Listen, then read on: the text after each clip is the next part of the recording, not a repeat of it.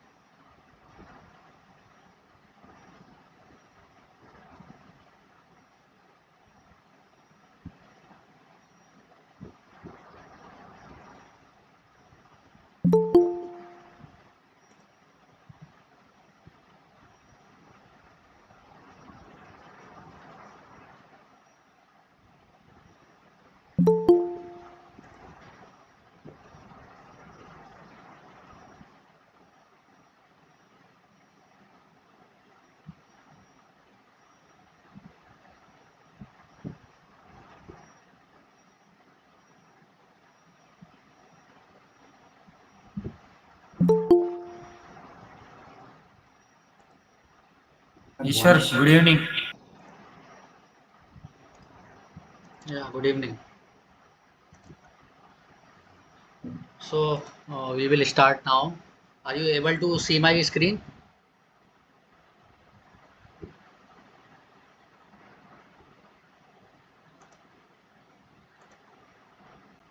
slides are moving or not? Not moving, sir. Not moving. Okay. Sir. It's not moving, but it's visible. Okay. Okay.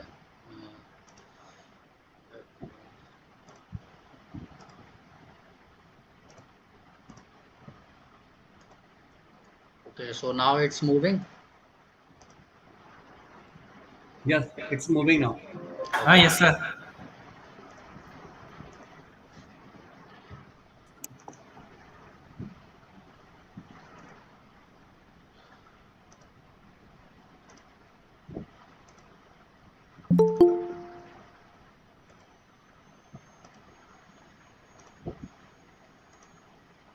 Okay, so we will start now second live session for solid waste management. So we will just first revise the lectures which you have taken in the last week. Okay, so I will use the same slides you have read in your lectures.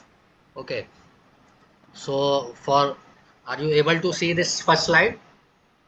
Yes, sir.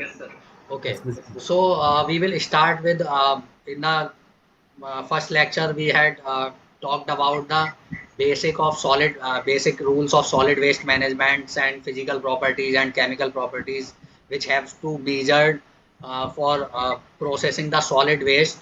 Uh, so now we will talk about waste handling, separation, storage, and processing of that solid waste at source itself. Okay, so coming to the functional elements of MSWM, Municipal Solid Waste Management, there are some functional elements. So, first thing is waste generation. Okay. So then after waste generation, we have to handle that waste and we have to store that at household or wherever we are generating that waste. Okay. At source, we have to handle that waste by itself and we have to store it properly. Then after that there comes two different things. First is primary collection, then secondary collection. So primary collection is basically uh, you are generating the waste and you are collecting it at the location. Okay, it's like you are living in very uh, big building. Okay, there is a society, so there are around 500 or 600 homes at that society, and that society itself is collecting your waste at primary location. Okay, and after that they are picked up by the municipalities.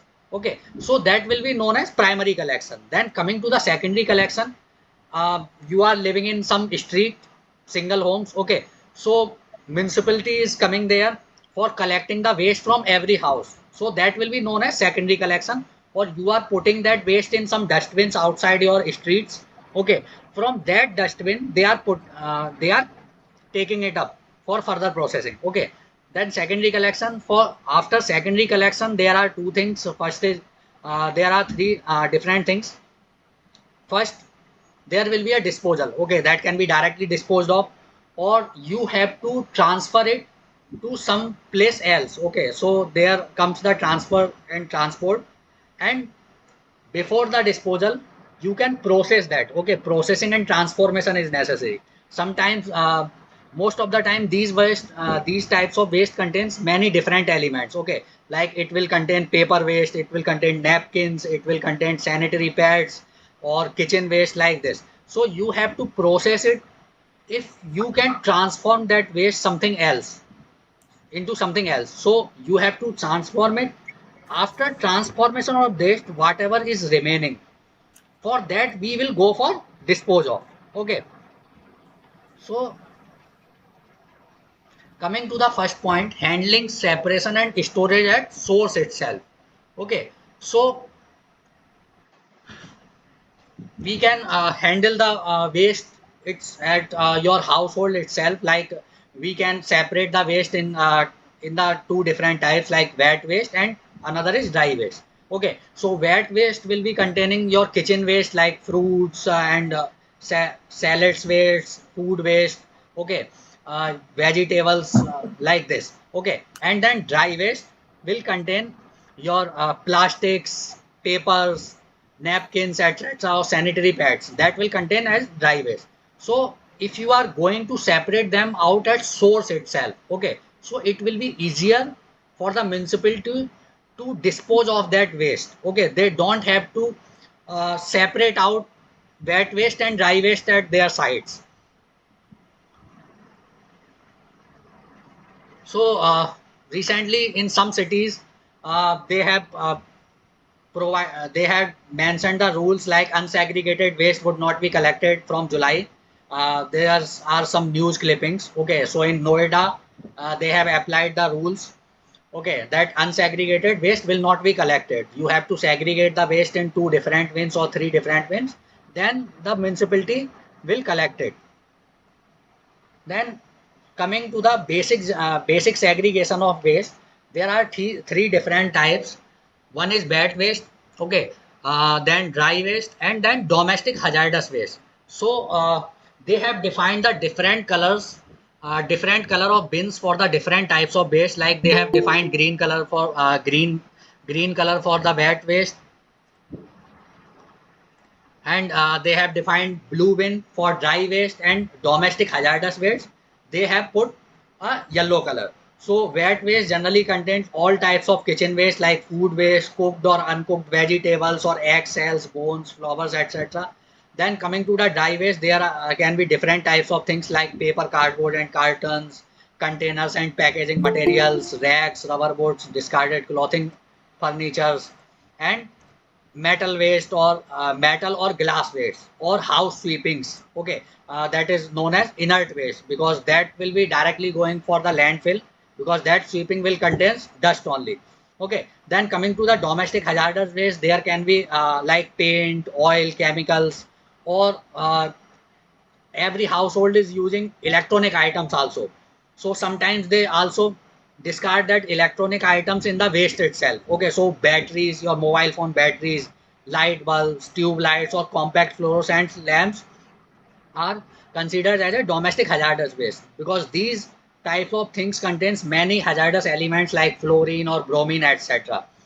Sometimes mercury is also there in light bulbs or tube lights, LEDs. So for waste segregation, many cities have provided the different types of bins to the households and for shopkeepers like so waste handling and separation at residential dwellings. So the three classification of residential dwelling most commonly adopted are low rise, medium rise, and high rise. So this is defined as the stories of building. Okay, so low rise is under 4-story building. Medium rise from 4 to 7 stories.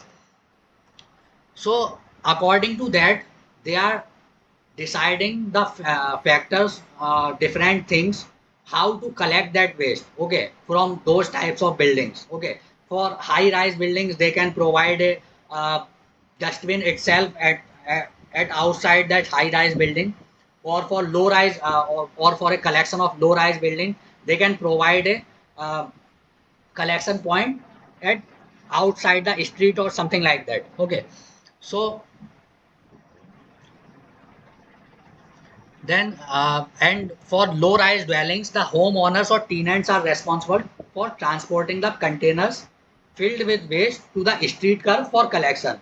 Or for low rise or medium rise buildings, we have already discussed that they can be the waste can be stored in basement itself, or they can provide a bin just outside the building so that uh, households can put their waste inside that waste bin, and municipality will collect that waste from there itself.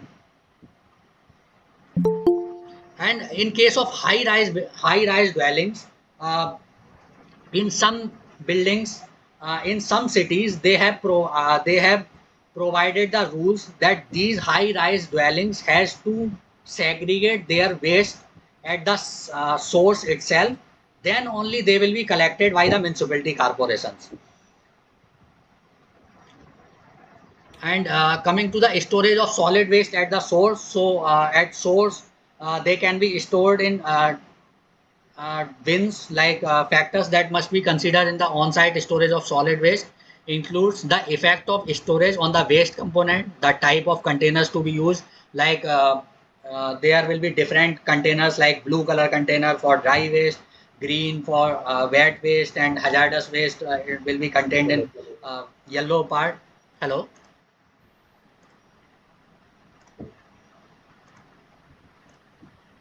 And the container location, okay, and public health and aesthetics are also important before providing the before putting the containers at some places. So effect of storage on waste components, an important consideration in the on-site storage of waste are the effect of storage itself on the characteristics of the waste being stored. Okay, so there are many types of waste like that can be biological, microbial decomposition, or uh, putrefaction causes odor, attracts flies, or forms leachate. So any type of wet waste will go under some biological decompositions, and it will produce some odor and attracts flies and forms leachates. Okay, so that will be hazardous for our human health. Okay, the absorption of fluids that will be due to spread of moistures over the entire mixture, and paper will absorb moisture from food, garden trimming. If there is no lid, waste can absorb water from rain, and if the water from the rain is absorbed, then that waste will go under decomposition, or that waste water can be absorbed by the can be absorbed in the groundwater later on, and that will pollute your groundwater itself. Then coming to the types of containers, so we have talked about the bins. Okay, the color of bins to collect the household waste. Then here we are talking about the types of containers which has to be put outside the buildings or outside the street by the municipalities. So there are two types of container systems. Uh, One is hall container system. That containers used for the storage of waste and hauled to the processing or transfer to the disposal site. Okay, that will be emptied at the disposal site and return back to that original location for the collection of waste. Then second one is stationary container system. These types of containers are used for storage of waste remains at the point of waste generation except when moved for collection. Okay. Then container storage location, there are some factors which uh, to put that decided for the putting location for container storage. Okay, so there are some factors which has to be kept in mind before deciding the place to put that container for waste collection. Where waste generation is more, you have to provide the container at that point. Okay, where traffic is low, because you have to transport that container from that place to the disposal site. Then distance between containers should not be more than 500 meters. Okay, so two containers must not be distant by 500 meters. So it's like you have to provide a container like every 250 meter from a house. Okay, so a middle point of house, and then 250-meter containers on left hand side, and at right hand side there will be container at 250 meters. And then public health and aesthetics are also a factor uh, to to decide the location of that container for waste of collections. And then some solutions, there are some solutions like we can provide some underground waste collection bins like they have provided in Europe. So there will be no attraction for the rodents or like flies and mosquitoes during the collection of that waste. Okay, so that will be helpful in preventing the health hazards during the waste collections. And then container capacity is also important. So the container capacity has to be decided uh, according to the size of the households residing in that complex. So 60-liter capacity container that will provide a facility for 25 kg waste, and high density capacity bins for 12 households. For 12 households, you have to put a container of at least 60 liters. For 24 households, you have to put a container of 120 liter, and 48 households, you have to put a container of 240 liter for everyday collection. And you have to pick that waste every day from that household and dispose it off. Okay, then coming to the second lecture, waste handling, separation, storage, and so we have first discussed about.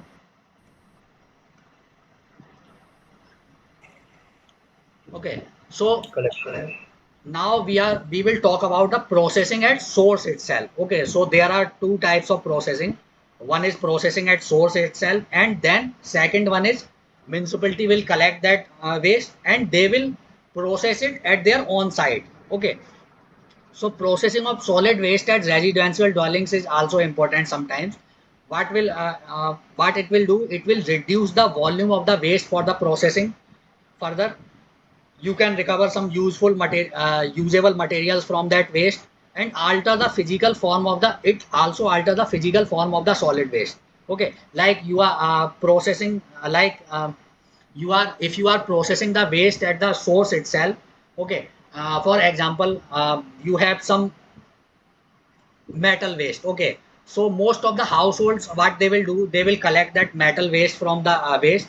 They will not provide it to the municipality. Okay, they will collect it and they will sell it to some kawadi wala for earning some money. Okay, they will earn some money, and that will also reduce the processing cost for the municipality to process that waste. Okay, the most common on-site processing operation used at residential dwellings, apartments, or communities include component separation and compaction, incineration, that is known as combustion, that is only for dry waste. Okay, they can separate the components, like they can separate out metal from it, they can separate out some napkins or something, some paper waste, so they can sell it to kawadi walas. Okay, and then they can incinerate it. Okay, if this that is dry waste, just papers itself. Okay, so they will incinerate it. Then composting and or vermicomposting for the kitchen waste or wet waste or biological waste like garden waste, something like that. Or they can do anaerobic digestion to produce some uh, gases as a fuel material. Okay, so that will provide them two different things. One is compost for their gardens, or their they can use it in their uh, we can see use in their own plants. Okay, if they are keeping some plants in their home, okay, they can use it as a compost material, or they can do anaerobic digestion. ये क्या होता है sir? Huh? Anaerobic Anaerobic digestion, it's digestion. like they are digesting that waste. Anaerobic digestion is considered for the waste containing very high amount of water content. Okay, if it contains around 70 to 80% of moisture content, so what you Okay. will do, you will, huh? Okay, Please so what, continue. someone wants to say something? No, no, sir. I just asking. Okay, I'm saying. Please okay. continue. So it is like we are digesting that waste in a waste container which has no source for the oxygen or air. Okay, so in that anaerobic digestion, as the name suggests, anaerobic, we are not providing any air or oxygen content to that waste during that digestion process. So what will happen, that waste will get decomposed into the ammonia gas. Okay, and that ammonia gas can be reused as a fuel source. Okay, so in Okay. some households, they make some systems to produce the ammonia gas via this anaerobic digestion, and they can use that ammonia gas as a fuel source for cooking. Okay, or maybe for some incineration process, like whatever they want, whatever they want to use. Okay, so that is known as anaerobic digestion. Understand? Understood, sir. Like biogas plants in villages. Yeah, like biogas plants, they are also doing anaerobic digestion process. Okay. Okay. Okay, so coming to component separation, we can separate them out in wet waste and dry waste at community level, or you can do it at household level, or you can even do it at some places outside your building. Okay, then coming to the compaction. So a compactor can reduce the original volume of the waste up to 70%. Okay, so the two principal types of compactor used for processing of waste at residual dwellings are: first is home compaction unit, that can compact up to 70% volume of the waste. That is like a small version of a compactor that you can use in your home itself. And then compactor for large apartments or buildings, that will be in the large in the size, and that can also compact the waste up to 50 to 60%. So that will provide more capacity to the hauling trucks or municipalities in their trucks to collect more waste at a single time. Okay, so then second, coming to the combustion or incineration. So household hazardous waste containing paints, cleaner, batteries and toilet waste should be incinerated. Okay, and then process cannot be performed in houses because these during this incineration they will produce some hazardous gases that will not be very helpful for your health. Okay, so this process cannot be performed in houses, and these waste should be collected by the household hazardous waste collectors to be incinerated at designated places itself. Okay, so you cannot do that incineration, it's on your own. You have to provide them to some hazardous waste collectors, and they will do it at some designated places because they have some collection systems to collect the hazardous gases produced during the incineration process, and they will process it. Okay, so hazardous waste, just you can do one thing: you can collect it and you can hand over it to the hazardous waste collectors. Then coming to the composting. So composting is just like you are taking your kitchen waste or garden waste and you are composting it. Okay, to provide to make some compost so that you can use them in your gardens or in your plants. Okay, so the household community level composting involves these three steps. One is waste preparation, like chopping of the waste into small pieces and adjusting the moisture content up to 50 to 60% via addition of little match, via addition of some, maybe you can add some more moisture or you can dry it to make it up to the level of 50 to 60%. And you have to add some microorganisms to provide the necessary components for the composting or necessary components for the decomposition process. Then degradation of waste. Degradation process should be controlled by maintaining adequate temperature, moisture and aeration. These are different types of composting at this stage: composting in pits, composting in piles, or in vessel composting or vermicomposting. In vermicomposting, you have to provide some microorganism for uh, completing the process. Okay, then finishing of waste. Once the compost is prepared, it needs to be cured and screened before it is applied in the soil, because when you have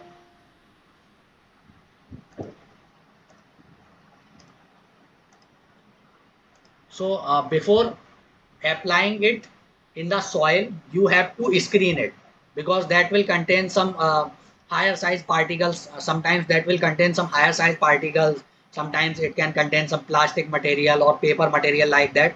So if you are directly applying it to soil, so what will happen, that plastic is not going to decompose, and that will uh, pro that will create some hazards to your soil. Okay, then in vessel composting at household level, you can see a compost barrel in a household in Bangladesh. So you can do the in vessel composting at household levels, or you can do vermicomposting at household or community levels. And like you can do pit composting. You have to just create a pit and you have to put all your kitchen waste or garden waste inside that pit, and in some times after the decomposition, that will convert into compost. Then you can do pile composting at community level, or then coming to the advantage and disadvantages of the household level composting. So some advantages are household compost production, encourage the use of organic farming. Okay, so you don't have to use the fertilizers, inorganic fertilizers, in order to do the farming. So you can do organic farming with the help of these compost materials at your home itself.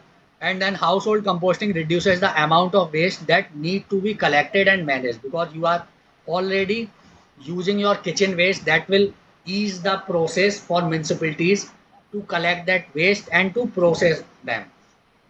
Then separation of organic waste and composting at the household level ensures that the remaining waste is clean and easier to recycle, because you have already separated out the kitchen waste from the household material, your household waste. So that will be easier for recycling at further steps. Then disadvantage, household composting can cause problems such as odor, leachate, fires and flies and rodents if not done properly. So you have to take proper precautions during the composting process at household level.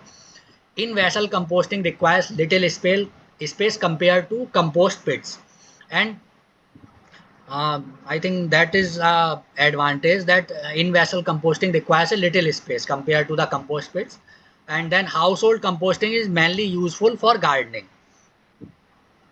Then coming to the advantage of some advantage of community level composting, that can improve the social inclusion and empowerment. Greener, it will help to greener neighborhoods, improve locals. It can improve local soils, because that is after all at last that is going into the soil itself as a organic material. So it will improve the quality of the soil, enhance food security if you are using it as a organic fertilizer. So it will improve the food security. Less truck traffic hauling garbage, because you are minimizing the waste content. So that will provide some ease to the municipalities during the transportation process. Then, and it will provide some local jobs and increase composting know-how and skills within the local workplace, that is reinforced in the next generation.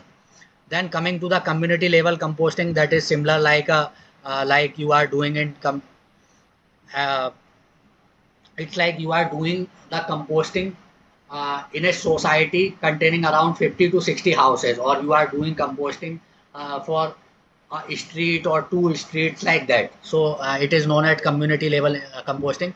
Then coming to the anaerobic digestion. So anaerobic digestion, it is a biological process in which microorganisms break down biodegradable material in the absence of oxygen.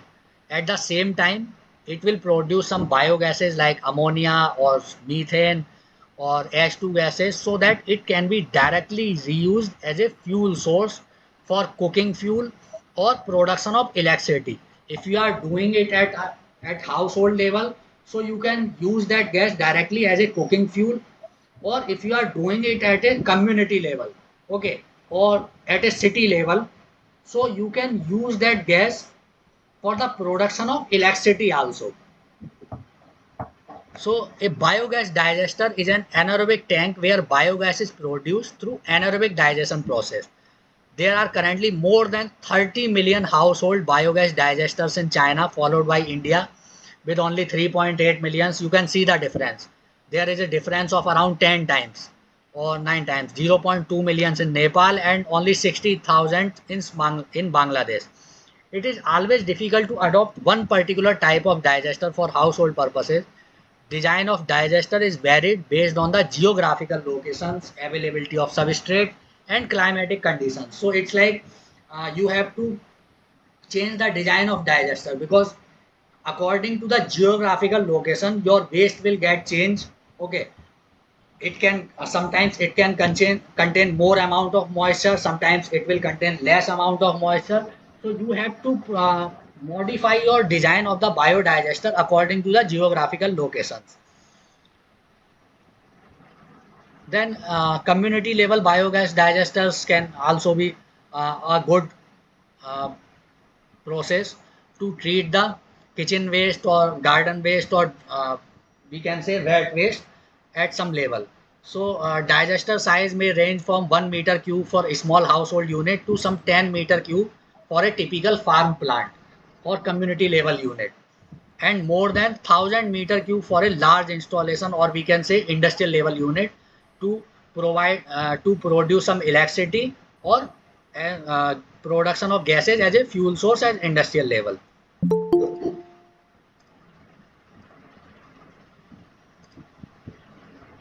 Then coming to the primary collections.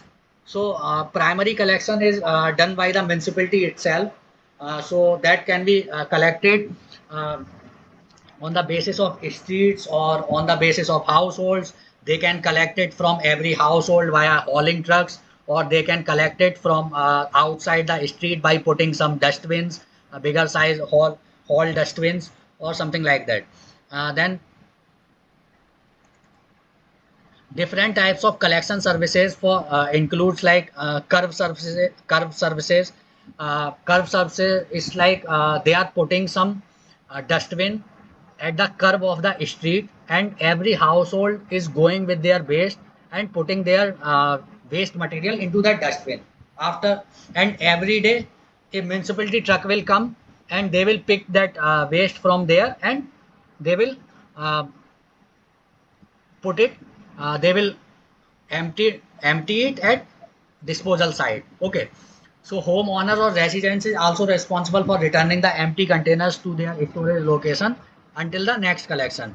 Then LA service, this is used where LAs are a part of layout of the city. Storage of containers is done on the LAs, and the collection is similar to the curb surface. Then set back services, door to door service. So in door to door service, a truck will come at your door. You have to you have to empty your household container of waste into that truck itself according to wet waste or dry waste.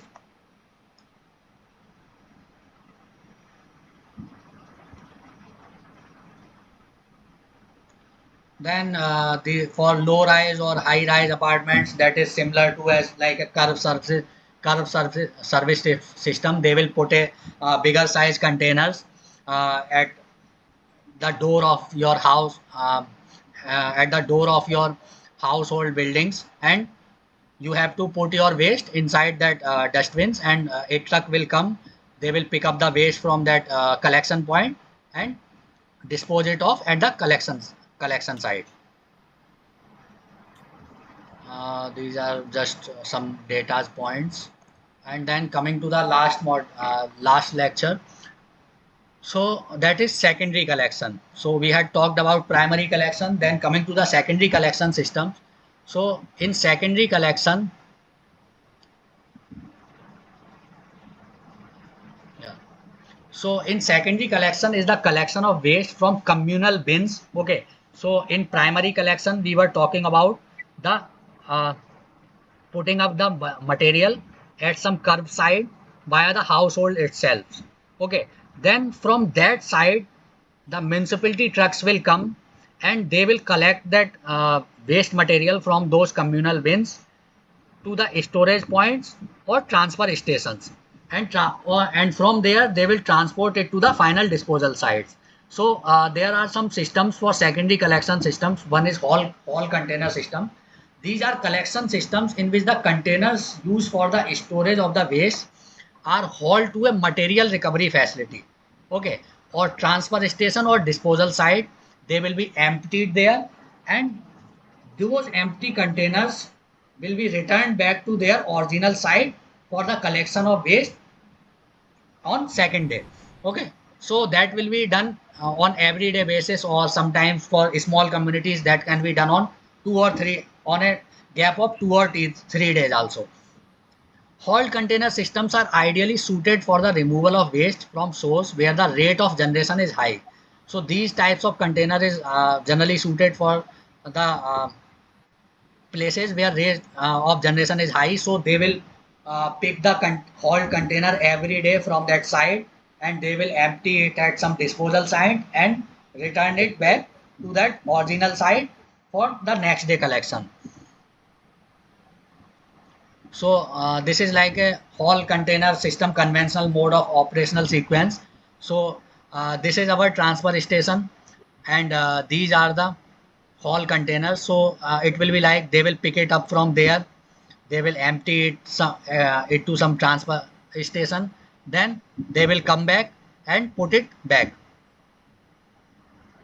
And so in the in common collection system, every truck has to do at least 4 to 5 times, um, 4 to 5 rounds of collection. So in one round, they will collect it from first location, they will empty it at some storage or transfer station, then they will go back to second location, they will pick up another container, they will come back. So it will be like a daily routine for those trucks, okay, which is carrying the hauled container systems. So coming to the collections truck, there are three main types of vehicles used in the haul container system. One is hoist truck. So with the advent of large capacity or mechanically loaded collection vehicles, this system has applications limited to waste collector dealing with a few pickup points. Okay, with considerable amount of waste are generated. For the collection of bulky items and industrial rubbish such as scrap metal and construction debris that are not suitable for collection with compaction vehicles, because they are compact vehicles, so that they can go in some they can go in streets, okay, but they will not be able to pick up very large amount of the waste material. So they can pick up from one or two locations, and they will put it back to the storage location, or they will empty it back to the collection site, then they will go back for the collection of the hauled containers from some other side. Then coming to the tilt frame container, also called drop or debris box, these are generally used for the industrial waste collection, which are producing high amount of rubbish and debris like solid waste, and they are very large containers. Due to its large hauling capacity, they are popular among private collectors servicing commercial accounts. And then coming to the third one, truck tractor trace trailer, better for the collection of especially heavy rubbish, sand, timber, and metal scrap. So these are these trucks contain some compactor. It's compactors inside those trucks. So what they will do, they will collect the waste, they will compact it, and again they will collect the waste from some other location. Again they will compact it. So they have a very large volume for the collection system. So I have advantage seen of these trucks in Delhi. what? So I have seen these trucks in Delhi. Yeah, you Police can using see these these trucks. types of trucks in Delhi. Yeah. They use it commonly. So advantages of these trucks are useful when the generation rate is very high, as the containers are large. The use of large containers eliminates handling time. Okay, because you don't have to come back to the collections. You in a small container system, what you have to do, you will go one side, you will collect the waste, you will Empty it, then empty go it at back some to next. uh, what Collect it, then go to station, empty yeah, it, then go back, then then put that go back to the empty container, then again go to next location. So there yeah, are multiple transitions happening yes. out there. So it will eliminate the handling time. And another advantage of hauled container system is their flexibility. Containers of many different sizes and shapes are available according to the need of collection, and it requires only one truck and driver to accomplish the collection cycle. And disadvantages of if the containers are not filled, okay, so it results in low utilization rate. So you can employ these types of trucks only at the places where collection uh, are are to be done at a very high rate, okay, it's like they are generating very high amount of waste, then only you can use these types of trucks.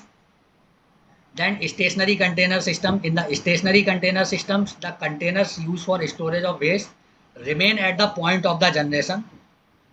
uh, until now we were talking about hauled container system, okay, so they will pick up that whole container, they will empty it at collection site, and they will put it back at the collect at the waste collection site. And in the stationary container system, the container will be stationed at a point, okay, so the truck will come, it will unload it, and it will go back to the disposal site.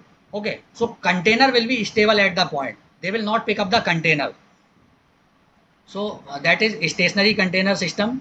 So in that case, the truck can pick up 3 to 4 stationary container systems, waste collected in 3 to 4 locations at one time. Okay, they can collect it from one point, then they can go to second point, third point, or so on.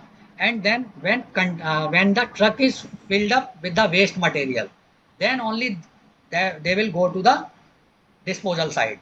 They will empty it and they will come again to collect the waste from some other stationary container system side.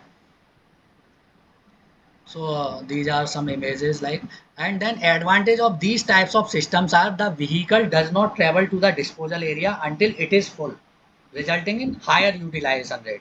Okay, so the collection can be done at a time period of around 2 to 3 days also.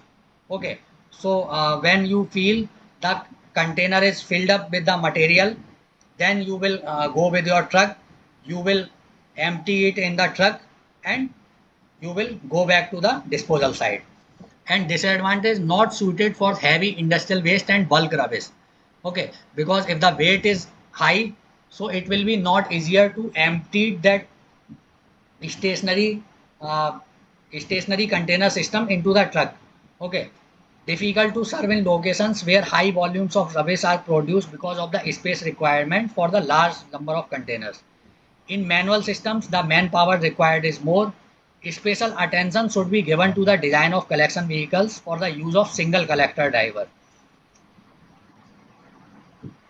Then these are some data points. So these were your lectures which you have attended in the last week. So now we will come to some question answers based on the previous week lectures. Okay, so are you able to see the slides? Yes, sir. Okay. So first question is, in the functional element of municipal solid waste management, processing and transformation is followed by.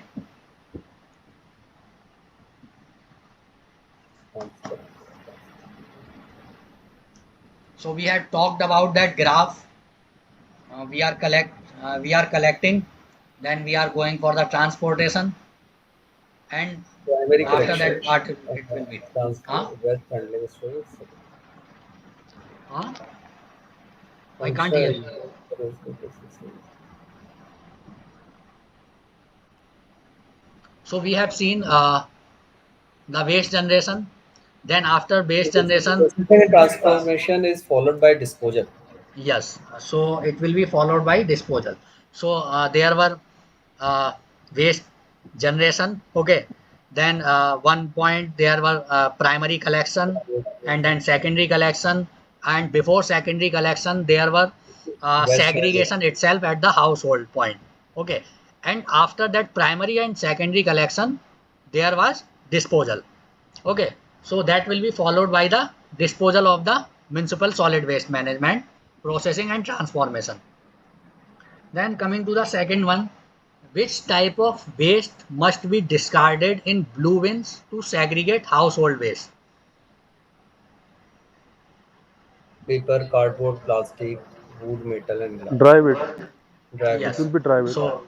So dry waste, what Indeed. dry waste contains? It is paper, cardboard, plastic, And woods, metals, and glass. And your solid tissues, paper, cardboard, discarded clothing. Uh, this these are also also hazard. some things are coming into the dry waste. But if we are talking about soil tissues, ये okay, hazard so these है. are hazardous waste. So you can't put in your blue bins. You have to put them inside the yellow bins. Okay. Then coming to the e-waste, household medical waste, batteries and light bulbs. ये These hazard also है. you have to put in yellow bins, or you have to provide them the hazardous waste collectors, or you can sold them to the kabadi walas, because uh,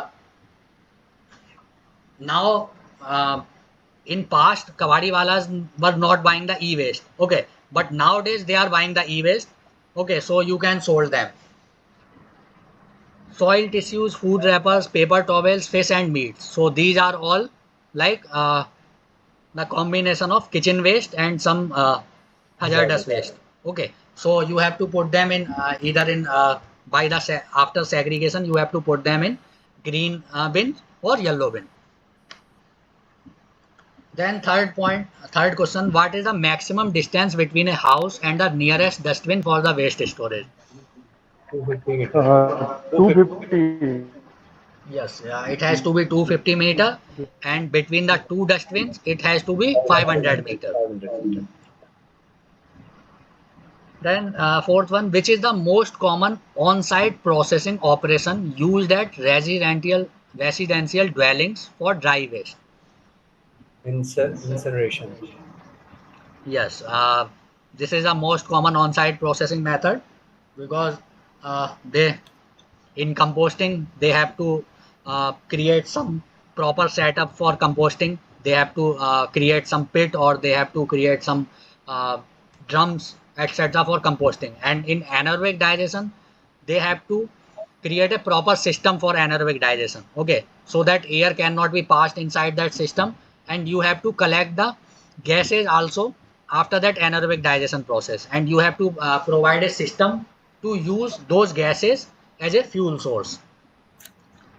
Then fourth one is vermicomposting. So in case of vermicomposting also, you have to, it is like a modified version of the composting process. You have to provide some microorganism to complete that composting process. Okay, it is like faster than composting process, like composting. If composting process will take a time of around 10 days to decompose, so vermicompost will take around 4 to 5 days only, because the microorganisms present during that vermicomposting process will enhance the reaction rate of the composting process. Okay, so the most common on-site processing is incineration itself. Then fifth one, what are the processing technologies used for the sanitary waste?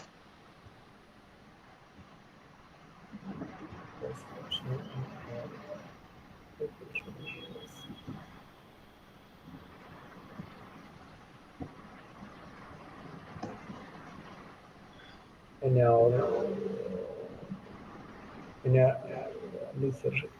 aerobic digestion से नहीं होगा ये. I guess gasification and incineration. Gasification and incineration. Okay. Autoclaving and incineration. Yes, that is true. Autoclaving and incineration.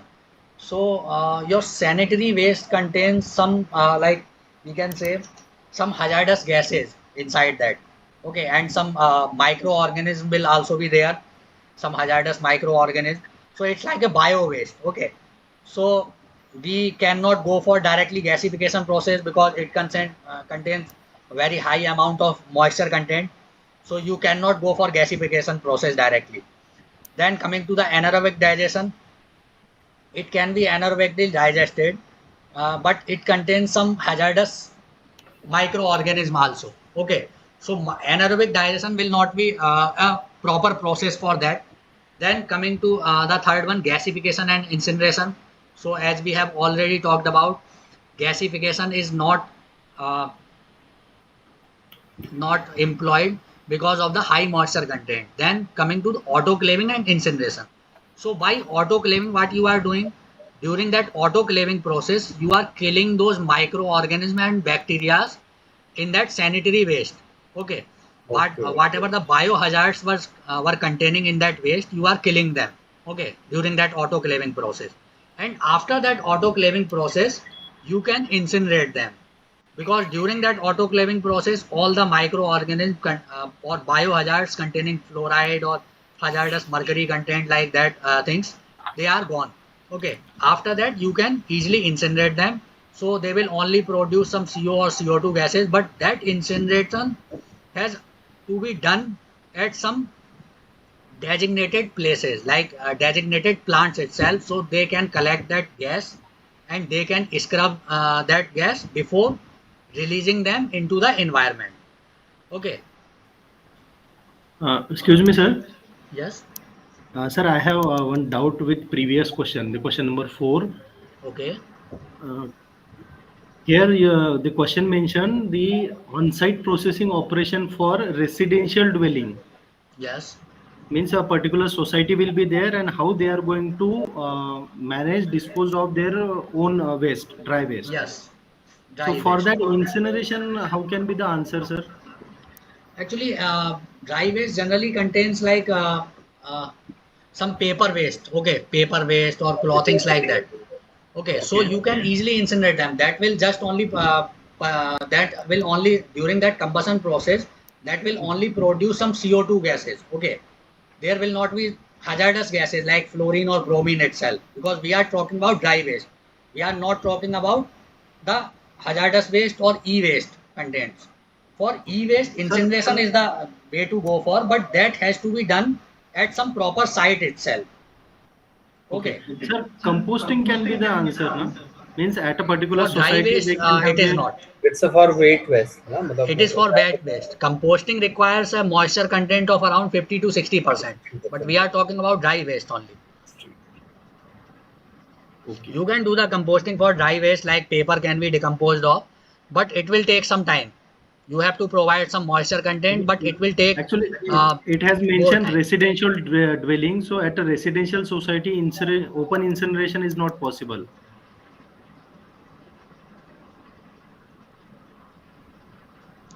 We are talking about on-site processing. So in residential societies, if it is like 7 story or 8 story buildings.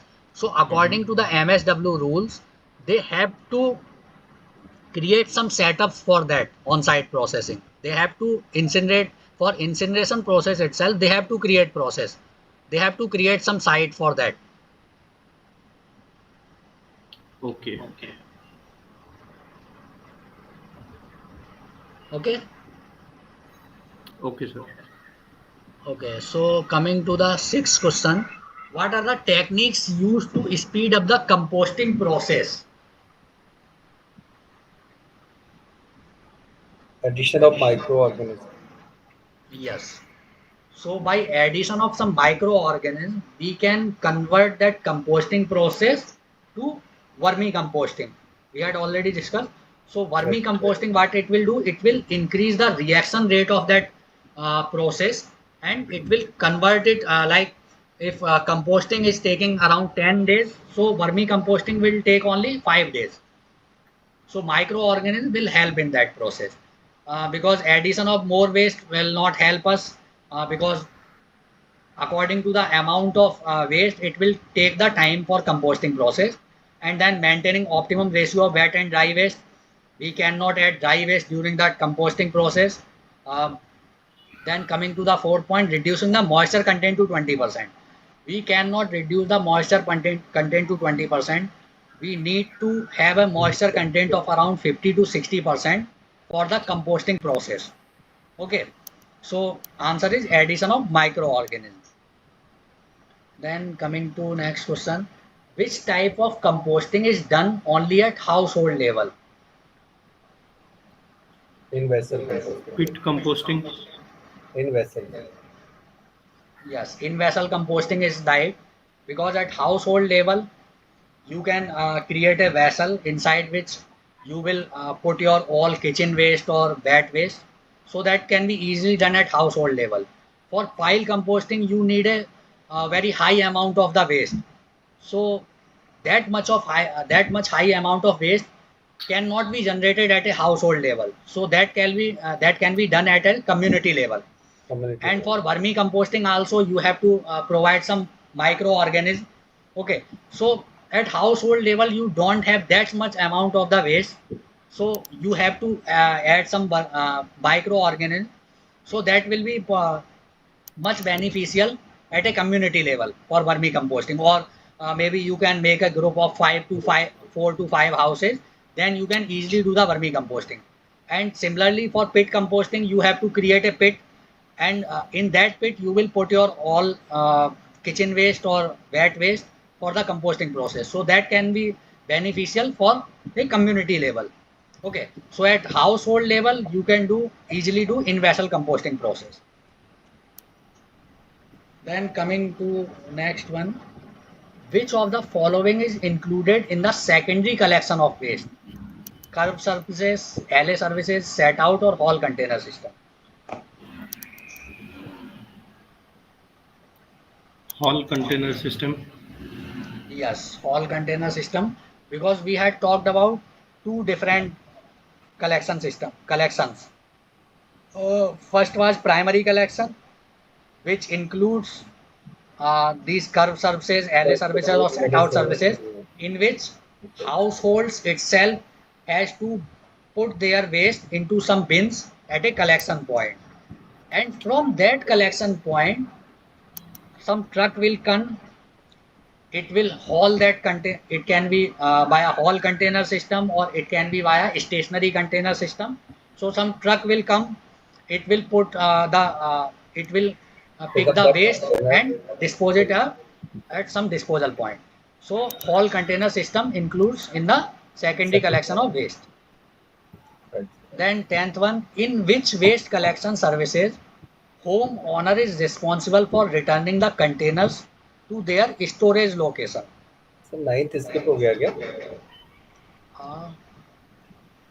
Okay, वो numbering वो गलत हो गया है अभी. Okay. So this is the homeowner responsible for returning the container.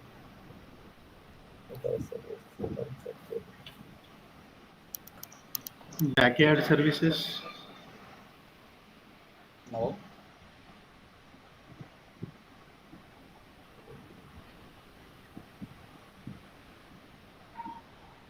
We are talking about containers, returning the containers to their storage locations by homeowners itself. It is I think So in backyard services, what we will do? set out to set out Out and setback services, sir. Yes, that is B is correct. Set out services. So in backyard services, what we will do? We will provide some container system, a big container at the backyard. Okay. You have to put the waste inside that, but we are not talking about containers, returning the containers. In set out services, the community will provide you some containers. Okay. You have to fill them up. You will put those containers at some point. The vehicle will come, it will empty the those containers from waste, and then homeowners will pick that containers up again to fill the waste inside them for whole day. Okay. Then door to door services, a vehicle will come, you have to put your waste inside that vehicle according to the categories, dry waste and wet waste, and that will be done. Okay, so the answer is set out services. and set out setback में क्या होगा sir? Set out setback में Set out setback, let me check. I am a bit confused about this. You can check again. That's thing. Set out setback, I think was in this lecture.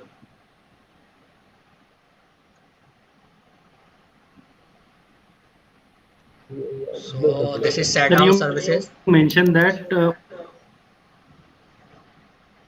Yes, set out services. No. This is not like that. Yeah, this is. It is like door to door service. Containers are set out from the homeowner's property and set back after being emptied by the additional crews that work in conjunction with the collection crew responsible for loading the collection vehicle. So it's like homeowner will put the container outside their home.